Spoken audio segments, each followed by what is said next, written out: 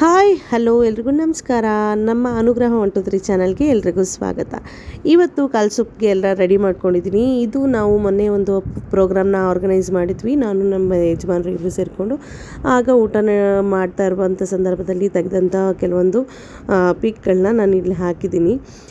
ಈ ಊಟ ಅಂತೂ ತುಂಬ ಅಂದರೆ ತುಂಬಾ ಚೆನ್ನಾಗಿ ಆಗಿತ್ತು. ಇದು ಏನಪ್ಪ ಪ್ರೋಗ್ರಾಮ್ ಅಂತ ಹೇಳಿದ್ರೆ, ಆಲ್ರೆಡಿ MP ಎಲೆಕ್ಷನ್ಗೆ ರೆಡಿ ಆಗಿದ್ದಾರೆ ಅಲ್ವಾ. MP ಎಲೆಕ್ಷನ್ ರಿಲೇಟೆಡ್ ಆಗಿ ಇದೊಂದು ಪ್ರೋಗ್ರಾಮ್ನ ನಾವು ಮಾಡ್ಕೊಂಡಿದ್ವಿ. ತುಂಬ ಅಂದರೆ ತುಂಬಾ ಚೆನ್ನಾಗಿ ಆಯಿತು ಪ್ರೋಗ್ರಾಮ್ ಎಲ್ಲ. ಅಡುಗೆ ಅಂತೂ ತುಂಬಾ ಸೂಪರಾಗಿ ಆಗಿತ್ತು. ಇಲ್ಲಿ ಅಡುಗೆಗೆ ನಾವು ಮಟನ್ ಬಿರಿಯಾನಿ, ಚಿಕನ್ ಕಬಾಬ್ ಮತ್ತು ಮೊಸರು ಪಚ್ಚಡಿ ಮತ್ತು ಬದನೆಕಾಯಿ ಗ್ರೇವಿ ಇದನ್ನು ಮಾಡ್ಕೊಂಡಿದ್ವಿ. ಈ ಪ್ರೋಗ್ರಾಮ್ ನಡಿಬೇಕಾದಂಥ ತೆಗೆದಂಥ ಕೆಲವೊಂದು ಫೋಟೋಸ್ಗಳು. ಇದು ನಮ್ಮ ಹುಡುಗರು, ನಮ್ಮ ಯಜಮಾನ್ರಿಗೂ ಕೂಡ ಸಪೋರ್ಟ್ ಮಾಡ್ತಾ ಇರುವಂಥ ಹುಡುಗರು. ಇವರು ರಿಜ್ವಾನ್ ಅರ್ಷದ್ ಅಂತ ಹೇಳಿ, ಶಿವಾಜಿನಗರನ MLA. ನಾವು ಕೂಡ ಒಂದೆರಡು ಫೋಟೋನ ತೆಗೆಸ್ಕೊಂಡ್ವಿ. ಅದೆಲ್ಲ ಮುಗಿಸ್ಕೊಂಡು ಪ್ರೋಗ್ರಾಮ್ ಮುಗಿಯೋ ತನಕ 2 ಗಂಟೆ ಆಗಿತ್ತು. 2 ಗಂಟೆಗೆ ನಾವು ಮನೆಗೆ ಹೊರಟಬೇಕಾದ್ರೆ ಅಲ್ಲಿ ಹಲಸಿನಣ್ಣ ನೋಡಿದೆ. ಹಲಸಿನಣ್ಣು ನೋಡಿದ ಕೂಡಲೇ ನಮ್ಮ ಅಮ್ಮನ ಮನೆ ನೆನಪು ತುಂಬಾ ಆಯಿತು. ಅಮ್ಮ ಇರಬೇಕಾದ್ರೆ ಒಂದು ಹಲಸಿನಣ್ಣು ನನಗೆ ಅಂತ ಹೇಳ್ಬಿಟ್ಟು ಸಪ್ರೇಟಾಗಿ ಎತ್ತಿಡೋರು. ಈಗಲೂ ಕೂಡ ಇದೆ ಅಂತ ಹೇಳ್ತಾನೆ. ನನಗೆ ಅಷ್ಟೊಂದು ಗೊತ್ತಿಲ್ಲ ಏನಿದೆಯೋ ಇಲ್ವೋ ಅಂತ ಹೇಳಿ. ಸೊ ನನಗಂತೂ ಹಲಸಿನಣ್ಣು ಅಂದರೆ ತುಂಬಾ ಇಷ್ಟ. ಮನೆಗೆ ಬಂದ ಕೂಡಲೇ ಇಲ್ಲಿ ಕಾಲ್ ಸೂಪ್ ಮಾಡ್ಕೊಳ್ಳೋಕ್ಕೆ ನೀರಿನಲ್ಲಿ ಉಪ್ಪು ಮತ್ತು ಅರಶಿನ ಪುಡಿ ಹಾಕಿ ನೆನೆಸ್ಕೊಂಡಿದ್ದೆ. ನೆನೆಸ್ಕೊಂಡ್ರೆ ಏನಾಗುತ್ತಪ್ಪ ಅಂತಂದರೆ, ಅದು ಸುಟ್ಟಿರ್ತಾರಲ್ಲ, ಅದರ ಮೇಲಿರುವಂಥ ಕಪ್ಪದೆಲ್ಲ ನಾನು ಈ ರೀತಿಯಾಗಿ ಚಾಕುವಿಂದ ಎರೆದು ತೆಗೆದುಬಿಡ್ತೀನಿ. ಇಲ್ಲದೆ ಹೋದರೆ ಅದರಲ್ಲಿ ಏನು ಸೂಪ್ ಮಾಡ್ತೀವಲ್ವ, ಸೂಪ್ ಮಾಡಿದಾಗ ಅದು ನನಗೆ ಕರ್ಕಲು ವಾಸನೆನೇ ಹೊಡಿತಾ ಇರುತ್ತೆ. ಹಾಗಾಗಿ ನಾನು ಈ ರೀತಿಯಲ್ಲಿ ಕ್ಲೀನ್ ಮಾಡ್ಕೋತೀನಿ. ಇದರಲ್ಲಿ ಒಂದೊಂದು ಸರಿ ಚಿಕ್ಕ ಚಿಕ್ಕ ಕೂದಲು ಕೂಡ ಇರುತ್ತೆ, ಅದೆಲ್ಲ ಕಟ್ ಮಾಡಿ ತಕ್ಕೊಂಡು ಈ ರೀತಿಯಾಗಿ ಕ್ಲೀನ್ ಮಾಡಿಕೊಂಡ್ರೆ ಅದೆಲ್ಲನೂ ಬಂದುಬಿಡುತ್ತೆ. ಅದಾದಮೇಲೆ ಮಸಾಲೆ ಎಲ್ಲ ರೆಡಿ ಮಾಡಿಕೊಂಡು ಎತ್ತಿಟ್ಕೊಂಡಿದ್ದೆ. ಇದು ಹೇಗಪ್ಪ ಮಾಡೋದು ಅಂತಂದರೆ, ಪಾಯ ಸೂಪ್ಗೆ ನಾನು ಇಲ್ಲಿ ಒಂದು ಕಡಾಯಿಗೆ ಧನಿಯಾನ ಹಾಕಿ ಫ್ರೈ ಮಾಡ್ಕೋತೀನಿ. ಇಲ್ಲಿ ಒಂದು 2 ಟೇಬಲ್ ಸ್ಪೂನಷ್ಟು ಧನಿಯಾ ತೊಗೊಂಡಿದ್ದೀನಿ. ಅದನ್ನು ಚೆನ್ನಾಗಿ ಡ್ರೈ ರೋಸ್ಟೇ ಮಾಡ್ಕೋತೀನಿ ಫಸ್ಟು. ಆಗಲೇ ಚೆನ್ನಾಗಿ ಧನಿಯಾದ ವಾಸನೆ ತುಂಬ ಚೆನ್ನಾಗಿ ಅಂತ ಅನಿಸುತ್ತೆ. ಅದರಲ್ಲಿ ಒಂದು 10ರಿಂದ 12 ಒಣಗಿದ ಮೆಣಸಿನ್ಕಾಯಿ ತೊಗೊಂಡಿದ್ದೀನಿ. ಆಮೇಲೆ ಕಾಳುಮೆಣಸು, ಲವಂಗ ಅದರಲ್ಲೇ ಹಾಕ್ಕೊಂಡು ಚೆನ್ನಾಗಿ ಫ್ರೈ ಮಾಡ್ಕೋತೀನಿ.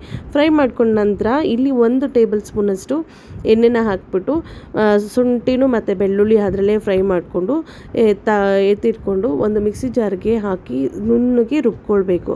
ಈ ರೀತಿ ರುಬ್ಕೊಂಡು ಎತ್ಕೊಂಡ ನಂತರ ಒಂದು ಕುಕ್ಕರ್ಗೆ, ಇಲ್ಲಿ ನಾನು ಒಂದು ದೊಡ್ಡ ಕುಕ್ಕರ್ ತೊಗೊಂಡಿದ್ದೀನಿ. ಇಲ್ಲಿ 12 ಪಾಯ ತೊಗೊಂಡಿದ್ನಲ್ಲ, ಹಾಗಾಗಿ ಇಲ್ಲಿ ದೊಡ್ಡ ಕುಕ್ಕರಲ್ಲಿ ಹಾಕಿ ಮಾಡ್ಕೋತಾ ಇದ್ದೀನಿ. ನಾನು ಇದನ್ನು ಯಾವಾಗ ಮಾಡ್ತೀನಿ ಅಂದರೆ, ಸಂಜೆ ಮಾಡಿ ಇಟ್ಕೊಂಡ್ಬಿಟ್ಟು ಬೆಳಗ್ಗೆ ನಾಷ್ಟಕ್ಕೆ ಬ್ರೇಕ್ಫಾಸ್ಟಿಗೆ ದೋಸೆ ಜೊತೆ ಅಥವಾ ಸೇಮ್ಯಾ ಜೊತೆ ತಿಂದರೆ ತುಂಬಾ ಚೆನ್ನಾಗಾಗುತ್ತೆ. ಇಲ್ಲಿ ಸ್ವಲ್ಪ ಒಂದೇ 1 ಟೇಬಲ್ ಸ್ಪೂನಷ್ಟು ಎಣ್ಣೆ ಹಾಕ್ಕೊಂಡು ಈರುಳ್ಳಿ, ಪುದೀನ, ಟೊಮೆಟೊ ಹಣ್ಣು ಮೆತ್ತಗಾಗೋ ತನಕ ಚೆನ್ನಾಗಿ ಫ್ರೈ ಮಾಡಿಕೊಂಡು ಈ ರುಬ್ಬಿದಂಥ ಮಸಾಲೆ ಏನಿರುತ್ತಲ್ವ ಅದನ್ನು ಕೂಡ ನಾನು ಇಲ್ಲಿ ಹಾಕ್ಕೊಂಡಿದ್ದೀನಿ. ಹಾಕೊಂಡ ನಂತರ ಸ್ವಲ್ಪ ಅರಶಿನ ಪುಡಿ, ಉಪ್ಪನ್ನ ಸೇರಿಸ್ಕೊಂಡು ಚೆನ್ನಾಗಿ ಮಿಕ್ಸ್ ಮಾಡ್ಕೋತೀನಿ. ಮಿಕ್ಸ್ ಮಾಡ್ಕೊಂಡ ನಂತರ ಸ್ವಲ್ಪ ನೀರನ್ನ ಸೇರಿಕೊಂಡು ಚೆನ್ನಾಗಿ ಫ್ರೈ ಮಾಡ್ಕೋಬೇಕು. ಫ್ರೈ ಮಾಡ್ಕೊಂಡಾದಮೇಲೆ ಏನು ತೊಳೆದಿಟ್ಕೊಂಡು ಕ್ಲೀನ್ ಮಾಡಿ ಇಟ್ಕೊಂಡಿರ್ತೀವಲ್ಲ ಆ ಪಾಯನ ಇದರಲ್ಲಿ ಹಾಕ್ತೀನಿ. ಇದರಲ್ಲಿ ಹಾಕಿದ್ಮೇಲೆ ಹಾಕಿದ ಕೂಡಲೇ ನೀರನ್ನ ಯಾವಾಗಲೂ ಹಾಕಬಾರ್ದು, ಯಾಕಂದರೆ ಅದಕ್ಕೆ ಉಪ್ಪು ಖಾರ ಹಿಡಿಬೇಕಲ್ಲ. ಹಾಗಾಗಿ ನೀರನ್ನ ಹಾಕ್ಕೊಳ್ಳೋಕೆ ಇವಾಗಲೇ ಹೋಗಬೇಡಿ.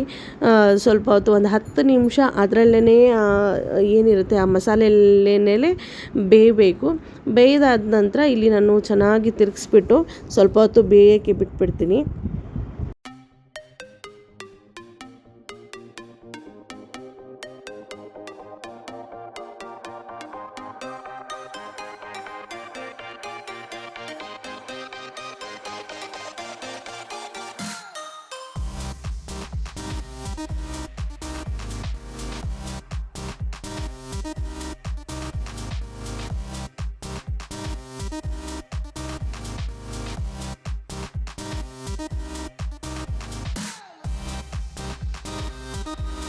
ಆಲ್ರೆಡಿ ಬೇಯಬೇಕಾದ್ರೇ ಉಪ್ಪನ್ನು ಹಾಕ್ಕೊಂಡಿದ್ದೆ.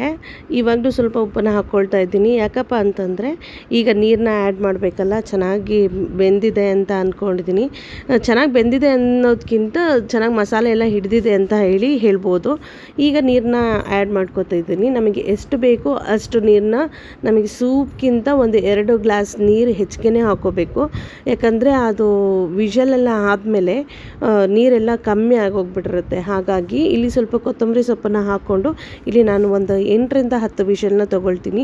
ಮೂಳೆ ಕೂಡ ಮೆತ್ತಗಾಗಬೇಕು, ಆ ರೀತಿಯಲ್ಲಿ ನಾನು ವಿಷಲ್ನ ಹೊಡ್ಸ್ಕೊಳ್ತೀನಿ.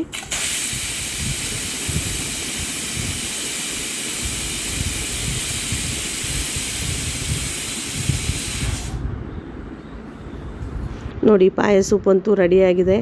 ನಾವು ಜಾಸ್ತಿನೂ ಎಣ್ಣೆನೂ ಹಾಕ್ಕೊಂಡಿರಲಿಲ್ಲ, ಎಣ್ಣೆ ಎಲ್ಲ ಮೇಲೆ ನಿಂತ್ಕೊಂಡಿದೆ. ಪಾಯ ಅಂತೂ ಸೂಪರಾಗಿ ಬೆಂದಿದೆ ಅಂತಲೇ ಹೇಳ್ಬೋದು. ಮೂಳೆ ಕೂಡ ತುಂಬಾ ಸಾಫ್ಟಾಗಿದೆ. ಮೂಳೆ ಕೂಡ ಕಚ್ಚಿ ತಿನ್ಬೋದು, ಅಷ್ಟೊಂದು ಸಾಫ್ಟಾಗಿದೆ. ಈ ವಿಡಿಯೋ ನಿಮಗೆಲ್ರಿಗೂ ಇಷ್ಟ ಆಗಿದರೆ ದಯವಿಟ್ಟು ಲೈಕ್, ಶೇರ್, ಕಾಮೆಂಟ್ ಹಾಗೂ ಸಬ್ಸ್ಕ್ರೈಬ್ ಮಾಡಿ ನನಗೆ ಸಪೋರ್ಟ್ ಮಾಡಿ ಅಂತ ಕೇಳ್ಕೊಳ್ತೀನಿ. ಟಾಟಾ, ಬಾಯ್.